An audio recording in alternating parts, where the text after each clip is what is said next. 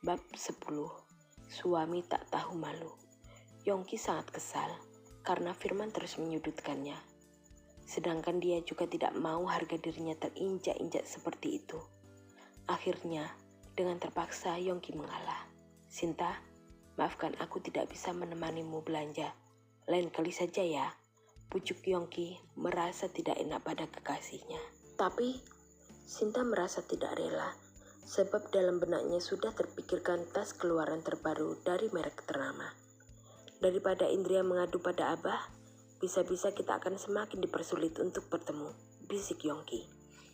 Sinta mau tak mau mengangguk juga, sambil tersenyum manis melambaikan tangan pada kekasihnya, tanpa memperdulikan adanya Indria.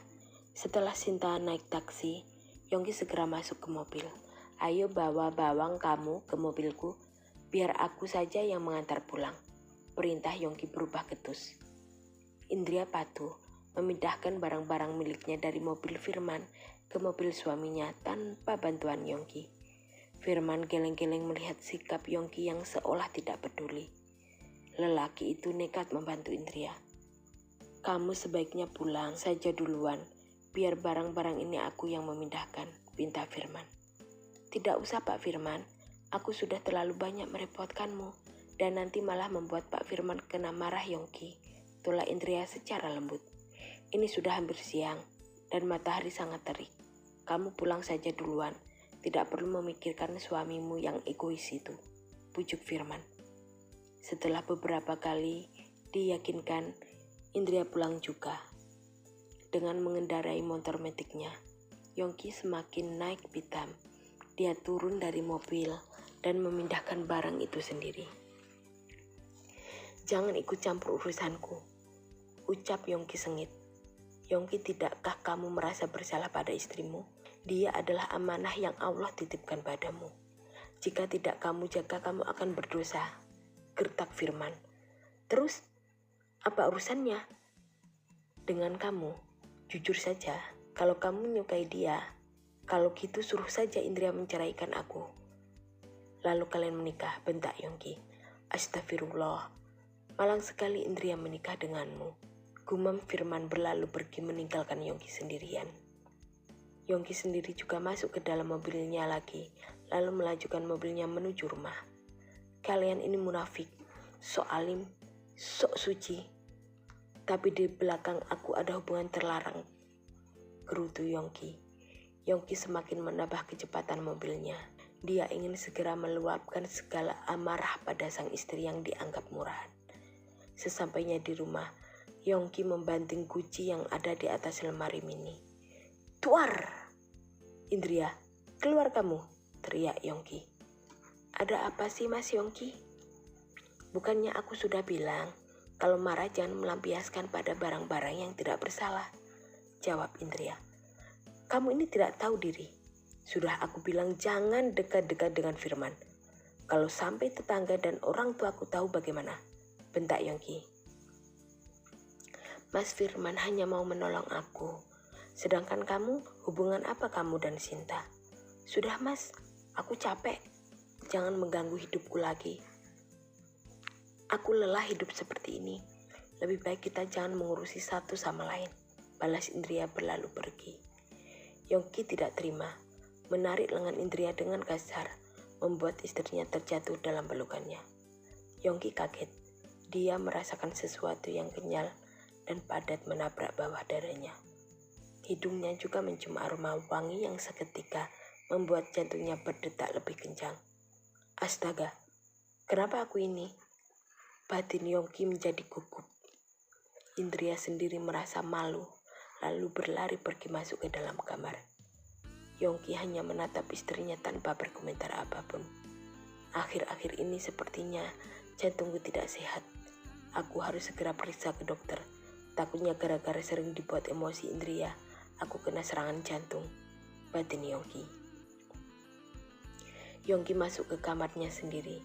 Dia tidak peduli dengan semua belanjaan yang masih berada di dalam mobilnya. Toh, kalau lapar juga bisa memesan makanan siap saji. Lagian, Yongki juga tidak yakin dengan masakan istrinya.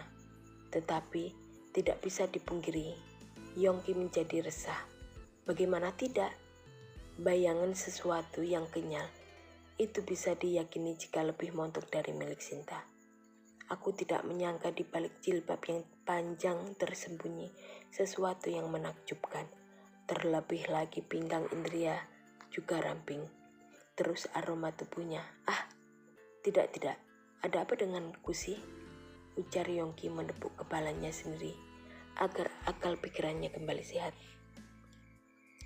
Indria memerah wajahnya. Dia sangat malu saat tadi menubruk tubuh suaminya. Dalam jarak sedekat itu, Yongki terlihat sangat tampan.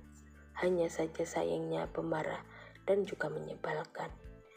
Andai saja Mas Yongki bersikap baik, sudah pasti dia akan menjadi lelaki yang sempurna, batin Indria. Tetapi seketika Indria sadar, sikapnya yang buruk hanya ditunjukkan padanya. Buktinya tadi saat bersama Sinta, begitu manis dan lembut. Indria menangis walau belum mencintai, tetapi ada rasa cemburu karena dia adalah istrinya yang lebih berhak mendapat segala kasih sayang dan perhatian. Ya Allah, apa yang harus aku lakukan jika dia membenciku, batin Indria. Sesaat kemudian Indria teringat akan belanjaannya tadi. Dia yakin jika barang-barang peralatan masak dan lainnya masih berada di mobil suaminya. Dengan sikap Yongki yang seperti itu, sudah pasti tidak akan mau membantu membereskan. Indria membuka pintu sedikit. Setelah suaminya tidak terlihat, dia langsung berani keluar. Indria masih merasa malu dengan kejadian yang tadi. Jika bertemu saat ini, hanya akan membuat mereka semakin canggung dan salah tingkah. Sebaiknya aku membereskan barang-barang dan memasak saja. Tadi pagi aku hanya sarapan bubur ayam dan sekarang sudah lapar lagi, batin Indria. Dengan semangat Indria menata rapi semua belanjaannya.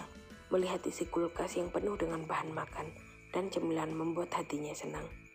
Besok aku sudah mulai mengajar. Jadi setelah makan siang aku ingin membaca novel di taman sambil ngemil, gumam Indria.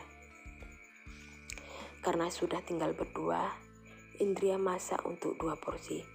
Tak lupa dia membuat kue taripang sebagai cemilan nanti.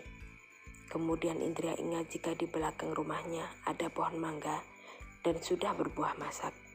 Daripada mubazir, sebaiknya aku petik dibikin jus segar kayaknya, gumam Indria. Tidak susah untuk memetiknya, sebab pohonnya tidak tinggi. Sepertinya pemilik rumah sebelumnya sangat rajin. Di sini ada banyak pohon buah, gumam Indria sangat senang. Begitu kembali rupanya sudah ada suaminya yang tengah makan. Indria tidak berani melihat wajah suaminya. Takut jika kena marah. Dia pun juga fokus makan. Kamu harus banyak belajar memasak. Rasanya tidak enak sekali. Nanti malam aku makan di luar saja, ucap Yongki. Iya, jawab Indria menahan tawa. Suaminya bilang tidak enak, tetapi makan habis banyak. Bahkan kue teripang miliknya juga hanya tinggal separuh. Saat Yongki ingin meraih kue teripang lagi, Indria langsung lebih duluan menarik piringnya. Maaf kalau tidak enak, sebaiknya kamu minta dimasukkan Sinta saja, sindirin Indria. Sinta tentu saja masakannya lebih enak darimu, balas Yongki kesal. Syukurlah kalau begitu, jadi lain kali aku tidak perlu memasak untukmu, jawab Indria santai. Ya tidak bisa begitu, enak sekali kamu sebagai istri tidak punya tanggung jawab, sergah Yongki. Kamu tidak takut kalau aku racuni, balas Indria. Memangnya kamu berani, balas Yongki tak mau kalah. Kenapa aku harus takut? Oh, jadi kalau aku mati, kamu langsung mau menikah dengan Firman, tanya Yongki. Indria malas bertikai lagi. Dia memilih ke dapur membuat jus dan kemudian mengambil novelnya di kamar. Saat hendak keluar rumah, dia melihat kuenya berkurang lagi. Indria sungguh ingin tertawa. Punya suami kenapa tidak tahu malu begitu sih, batin Indria.